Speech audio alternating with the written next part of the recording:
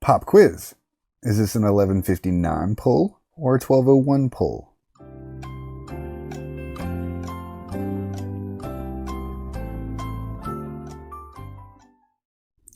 If you said 1159, congratulations. You are correct.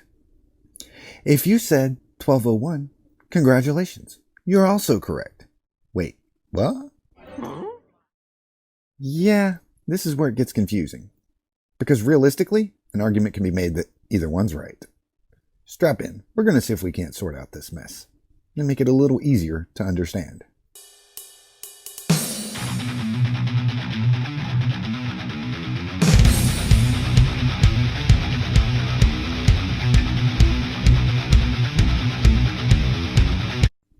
Early on, people called this a wind angle, which really had no dispute.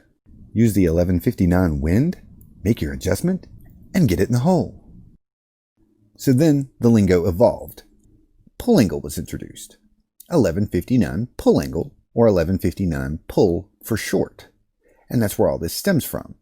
1159 wind, and you're pulling straight back. 1159 pull.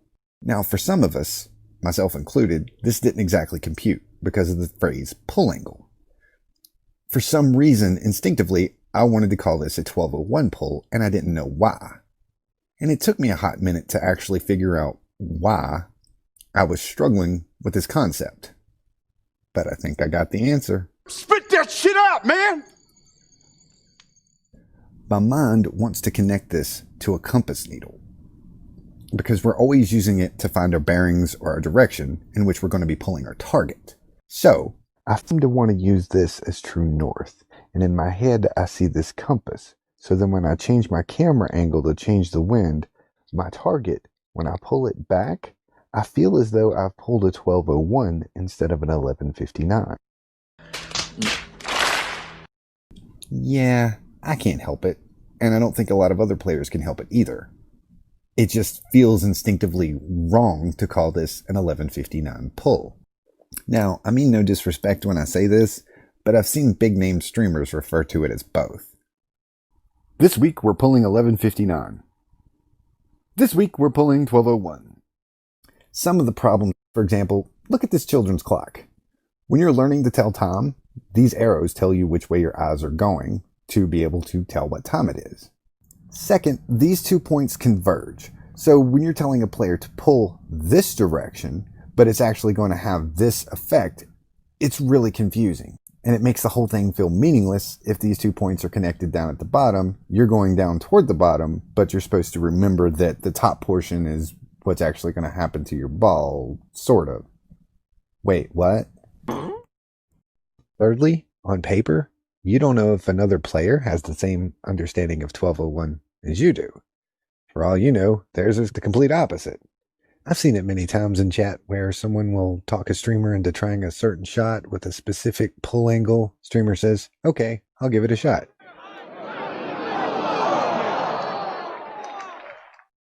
Not that 1201, your other 1201. Gah!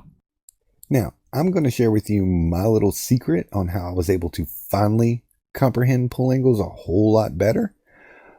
But I kind of had to tear a few things down to build it back up. I redefined the pull angle. Please don't burn down my channel because I did so, because I'm not actually advocating for everyone to change over to this, but I am saying that if you don't fully understand this yet, this really helps. Now, this isn't exactly a documentary per se, but I didn't really take the deep dive into learning this information until a few weeks ago, all because I was too lazy to try and understand this concept. And as you can probably imagine, my gameplay as well as my enjoyment really suffered. I mean, really, who likes losing all the time? If you ain't first, you're last. You know what I'm talking about? That phrase is trademark, not to use outside tradition of Ricky Bobby. Because the information was rather fresh in my mind, I decided to make a video, sort of taking a player along the same path I took to being able to understand this information. Now, maybe I didn't look hard enough, but I never really found any content that really clicked with me. Now, I mean, I would get a few moments, but nothing I could really sink my teeth into. It felt like either you understood it or you didn't. But when you think about it, a lot of the great players out there either already understand this information or it's instinctual for them and they don't exactly know how to communicate their instincts to everybody. For me, I'm just trying to take this concept and make it smaller so I can understand it. So with all that said, I think it's time to address the elephant in the room. And it all starts with this shape. While I was trying to understand pull angles, I found myself drawing this shape on notebook paper over and over. So then I thought, why can't I just apply this to a clock? So for me, it made sense to put my hour hand at 6 o'clock, acting as an anchor, reminding me that no matter the pull angle, I'm always pulling straight back. Then I locked down my hour hand, so that way my hour hand wouldn't move when I brought the minute hand forward. Now I could explore what was going on with the pull angle variation. But something was still missing. I knew I was pulling to the right or to the left, so if you'll pardon the pun, I needed another hand so I could see my wind angle versus my pull angle. Now for me, this was starting to make sense. I could now visualize all the effects from wind angle to pull angle. And to show you what I'm talking about, if we were to remove the blue minute hand for a moment, you can see that this looks like a typical pull. Now, if we rotate the wind angle and the pull angle together, you see that pretty much all we did was offset our target, basically to ensure that our wind effects, both primary and secondary, end up on one side. So when looking at this shape, I can now imagine the flight path of my ball here in purple. 12 o'clock works great when trying to communicate, hey, move your target vertically, one direction or the other. So 11:59 and 12:01 don't exactly tell the player what to do when it comes to a push angle, because you're trying to use the same three numbers to convey two different things. I've seen live streamers get tripped up on trying to define their push angle, all because the information gets confused in their head. Well, what's 12:01, what are you, Now we can add our wind angles opposite of our pull angles, but I don't like it because it feels like it goes against everything I learned in kindergarten. Shall not pass! Now this one feels just right. If you're asking yourself, well, how much does it actually offset? Well, that's a good question that I'm going to attempt to answer for you. Now keep in mind that all of this is based off 6 degrees.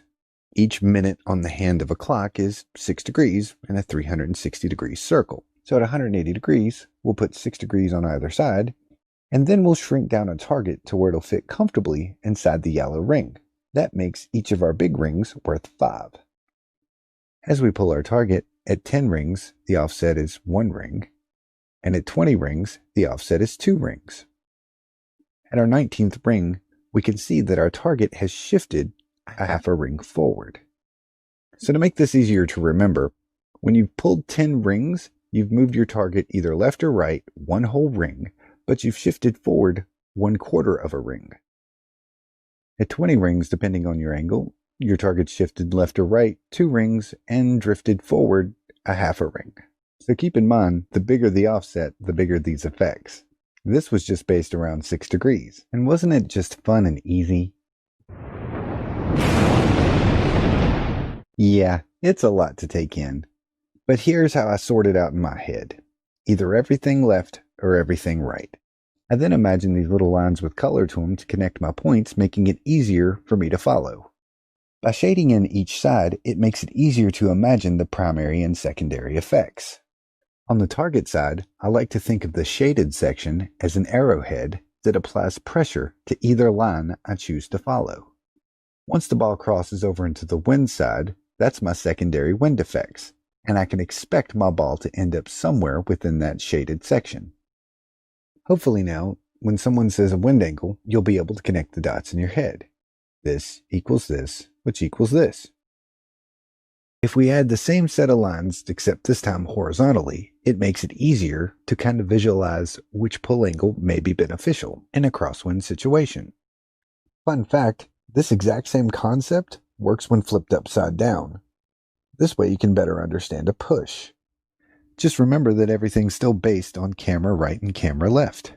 So now if someone were to say a 12:01 push, hopefully you remember the fundamentals. In this case, a 12:01 push is going to be to the right, so that means we need a 629 wind, and then you just follow your lines accordingly to get your secondary wind effects. Just remember, instead of going from bottom to top, this time we're going from top to bottom when following our lines. Aren't pull angles fun? My brain hurts! Yeah, I'm sorry. I don't mean to throw a lot of information at you, but for me it's very important to kind of differentiate between a wind angle and a pull angle. For me, wind angles and pull angles are like the yin and the yang of this game, because they're both separate things, but very much interconnected with what happens to your ball. It'll make you a better player if you can understand the difference in what you're actually doing.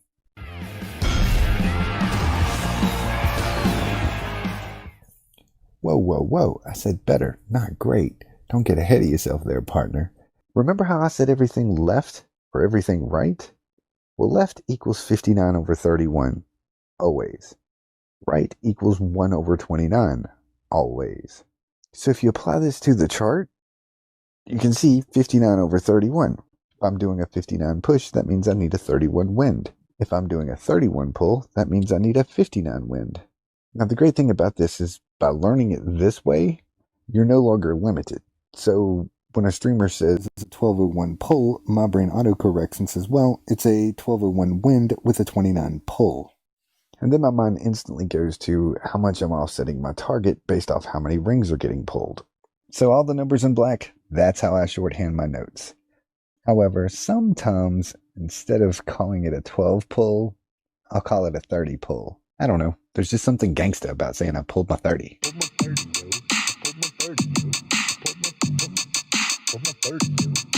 Word up, G. I'm getting the his all.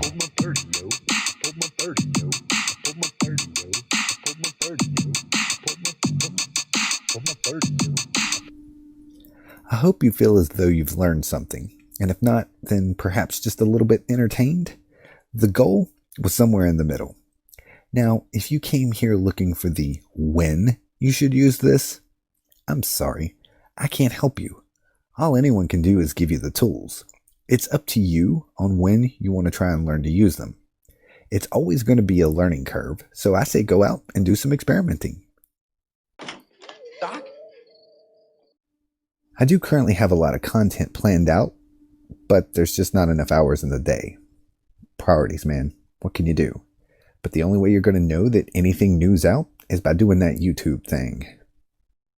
I'll include some links in the description, such as contact information, a PayPal link in case you like what I'm doing here and you want to support the channel. I'll include a link to the playlist of songs that I use during my live streams, which is a collection of local talent, and I'll also include a link to a free album download from the band TK421, which are friends of mine. Anyway, I thank you for your time. Be good to one another, and know that I appreciate you.